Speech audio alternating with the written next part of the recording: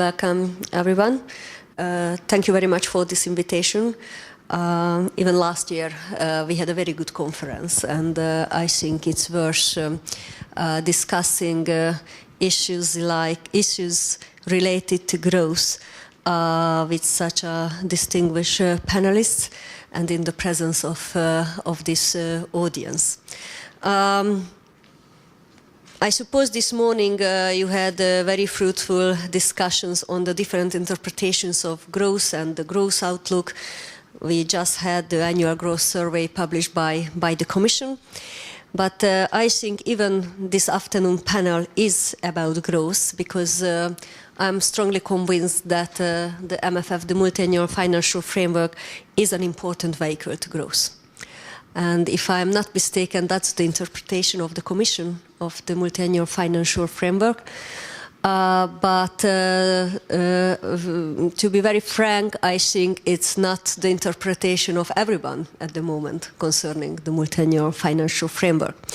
So what I was planning for this panel is, let's say, 3 items. The first, what is the 2012 interpretation of the EU common budget? Because my impression is that it has really changed. The second is that how much money we are talking about, because what even the man of the street knows in Hungary, that these member states are quarreling among themselves about money. But let me just mention some figures, how much money we are talking about. And in that, what are the most important points of Hungary's position concerning this debate? And finally, I would like to raise and call for some attention concerning some discrepancies in this debate, and then some conclusions. So let me start with what is the present interpretation of the common budget. What we are doing now, what we are planning to adopt as soon as we manage, although I have no clue when we will be able to have adopted budget for the next planning period, which is 14-20, it will be a crisis budget. And this is the new interpretation of the MFF, about which I'm not very delighted. What was the original meaning of the common budget? I think it was, and Hungary's opinion is that it still would be worth having that original interpretation of a pooling of resources. That we use the common budget for implementing common goals, for implementing those objectives which are important for all of us, either because our common basic documents like the treaties oblige us to pursue, or because we agree that they are important, and if we implement those objectives, we can produce a higher added value than we all 27 implement those objectives individually. So that was the original interpretation of the common budget. I have to say that in the last almost year and a half, since we have been discussing this issue, I several times had to call for some attention and say that in my understanding, this is the true interpretation of the common budget. Somehow, under the pressure of the crisis, this original interpretation has been lost. And although we clearly see that the Lisbon Treaty put many additional competences on the Union's shoulders, that we have even new policy areas where we decided to run common projects. So there were clear transfers of competencies when it's about resources, and when it's about the implementation of these new policy areas, we see that member states are not very eager to do and to implement those obligations which they were so much in agreement when the Lisbon Treaty was adopted, of course, unanimously. What are these new competences? Just very briefly, some external action issues, climate policy, research and development, justice and home affairs, energy policy. All these are really heavy issues. It's a common European interest to implement these common policies, but seemingly more we are doing at the moment, more Europe with less money. And unfortunately, this is what the crisis budget, the crisis interpretation of the multi-annual financial framework is about at the moment. How much money are we talking about? We are speaking about very tiny percentages what is under discussion. Around roughly 1% of the EU of the member states' GDP.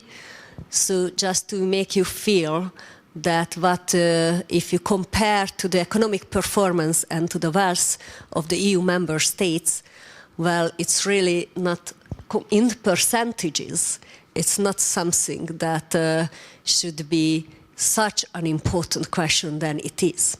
Of course, even a tiny percentage is a lot of money. We all know that. But even these tiny percentages do count at the moment because the crisis is still very heavily present in the life of the member states. However, I see some contradictions even in that, because even the original Commission proposal was a real freeze in the overall amount. So the Commission, actually I don't want to take the floor from Mark, who I'm sure will present why the Commission was proposing what it proposed a year and a half ago. But still, the Commission was bearing in mind that member states will be quite reluctant when it comes about that how much money they want to spend on the common objectives. And last week, and I think we were quite close to an agreement actually, and then the proposed amount would have meant already a 3% real decrease. So it means that we are really all getting less and less generous when it's about financing. But at the same time, since 2008, the total government expenditure in the member states has risen at an annual nominal rate of 2%. So it's not the case that member states have been spending less, but there are still some problems with the will of the member states on how to spend this government expenditure.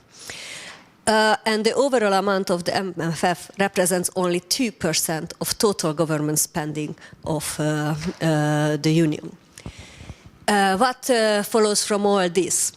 If there is either real term freeze or even a reduction in real term, having so many new competencies, it's quite obvious that the Union goes into a direction when these new policy areas will have to be financed at the expense of the traditional community policies. And this is something Hungary strongly disagrees with. That is very fashionable nowadays to say that cohesion policy and agriculture policy are old-fashioned, outdated, and the Union should be much more future-oriented. I wholeheartedly would argue against these positions.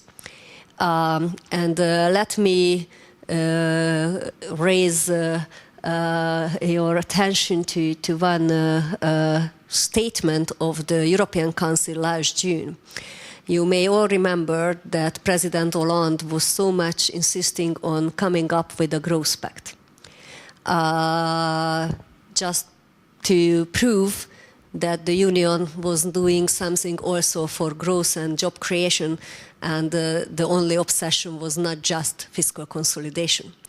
And when this growth pact was put together, amounting to 120 billion euros, half of it came from a kind of reallocation of structural funds, which means that in June we were, all the 27, able to identify cohesion policy as a potential source of growth and job creation. But later on, net contributors somehow have forgotten what they were still very firm in June. In Hungary, which is of course very strongly in favor of fiscal consolidation, and not in theoretically, but even implementing fiscal consolidation, and even the Commission agrees that deficit this year and next year will remain under 3% deficit. Well, we are paying a very high price for that on the side of growth. We are in a slight recession at the moment. And 97% of public investment at the moment in Hungary is EU fund related. So if we have problems with the cohesion allocations, then it will have a very negative impact on our growth prospect. So we are strongly convinced that cohesion policy is a source of growth and job creation. This is how we will prepare the plans for the forthcoming period, but my fellow colleague, Mr. Cséfalvai, will tell you all the details about that. So what's done wrong with this cohesion envelope, which is already smaller, even the original Commission proposal was of 5% less for cohesion money than at the present period. But our most painful observation is that how internally this cohesion envelope is distributed among the beneficiaries of cohesion policy. Because what we see that the share of the less developed regions would decrease in the cohesion envelope from 57.1 at the present period to 48.5 in the next period. And I'm strongly convinced that the cohesion policy still should not change its focus, and it should concentrate on the less developed member states and regions. So in no case it can happen that a country which is under the 75% development rate at the moment, and most probably, and this is what the Commission forecasts, will remain under the 75% development rate even by 2020, suffers a 33% loss in cohesion allocations. Because this is against the logic of cohesion policy. Well, of course, you can mention many arguments that in the present period, Hungary got more than it should have because there were some miscalculations, the growth projection was bad. But to correct a previous mistake by another growth projection, which is extremely negative at the moment, our growth projection is worse than the projection for Greece. Well, then I would question whether it is a realistic forecast. So here our position is very firm. The least developed regions and member states should remain in the focus of cohesion policy. There should not be a change of the focus or a further shift towards the richer countries. And those regions which will remain under the 75 development rate should not be the losers of the forthcoming financial perspective. What about common agricultural policy? Here, it's again very typical by especially the Nordic countries to say that Europe doesn't need such a generous common agricultural policy. Here I just would like to mention two arguments. First, this is a truly common policy. It's a treaty obligation as cohesion to have proper financing for the purpose of common agricultural policy. And national governments are not even allowed to spend on that because it's a common policy. Of course, you can have you still have permission for certain financing, but the bulk of agricultural spending is the EU money. So it's not the case like R&D, research and development, which is basically mostly in in the member states' hands. So it's a big difference. And the second, I would consider agriculture a security issue and a stability issue. And I don't think Europe should ever get to a situation when it's exposed totally to agricultural imports. So it's a security issue. I think European citizens do care about the quality and the quantity of agri-foodstuff in Europe coming from the European Union itself. That's why we have to spend on European agriculture. And I mentioned that I see some discrepancies between political decisions and budgetary engagement. Actually, even in the first three parts of my intervention, I was already mentioning one. But let me just add one more, which I find highly problematic. And this is what we do with the modification of the 2012 budget and the 2013 budget, because you have to know that we have no common budget for the forthcoming 7-year period, but we don't even have a budget for next year, and we are unable to modify the budget for 2012. Which, if I said that we were just discussing about very tiny percentages concerning the 7-year period, well, the money we are talking about under these two annual budgets is even smaller. And the problem is that we had very clear commitments, programs. We decided about them together. And at the moment, we run the risk that certain scholarships will not be given to students. In the framework of the Erasmus program, for example, certain beneficiaries of cohesion policy will not get what they already contracted for. So it's about our credibility. And it really demonstrates that although we are very good when we decide about common objectives, and we are very poorly implementing those common objectives, and we don't even have the political will. Of course, I'm aware of the difficulties. I'm, of course, aware of the fiscal consolidation projects of each member state. But we here in Hungary are doing the same. And I think that it really risks the entire European project if our objectives and real political will are contradicting each other. So, ladies and gentlemen, it's a great danger what I see, that we are demonstrating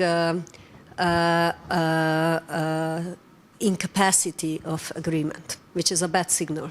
It's a bad signal towards the markets, it's a bad signal towards our own citizens, and there is a risk that the Union is being seen by the member states as a transfer union. I'm quoting here Prime Minister Orban, who a couple of days ago said that, well, now his impression is that member states are just looking at the common budget, that how much we put in it, how much we get out of it, and that's it.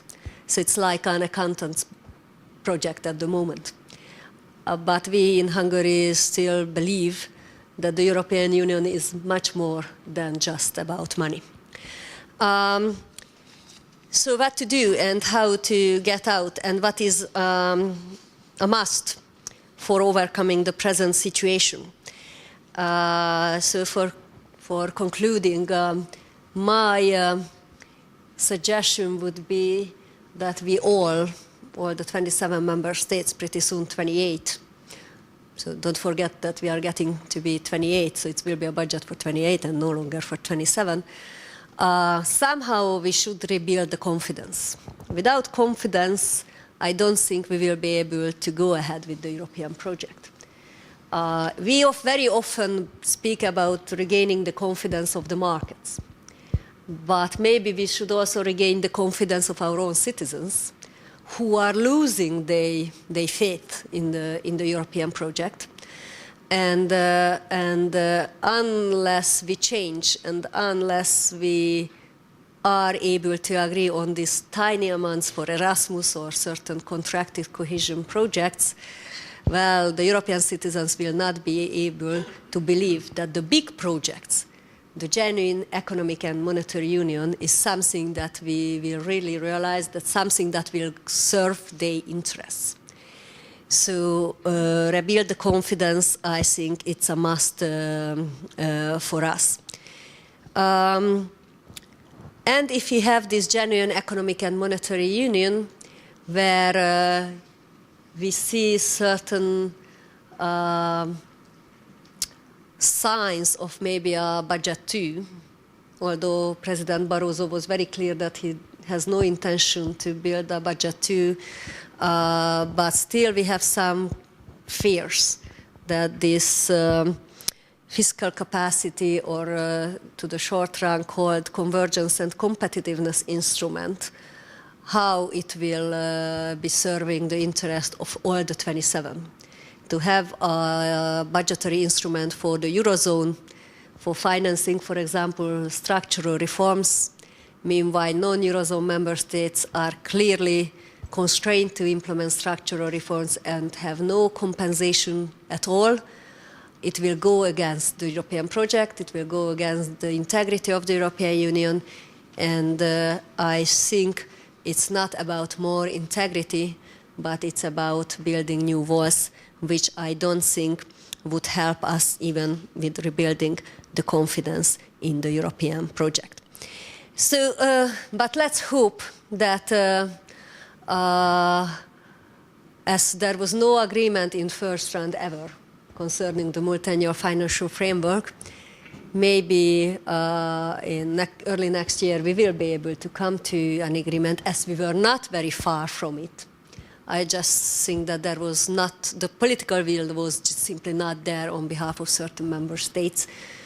And if we respect the treaties, the common objectives, bear in mind that each point of the Hungarian position is built either on the treaties or a previously agreed common objective, then I'm sure that we will be able to come to an agreement and somehow start rebuilding the confidence of our own citizens. Thank you very much.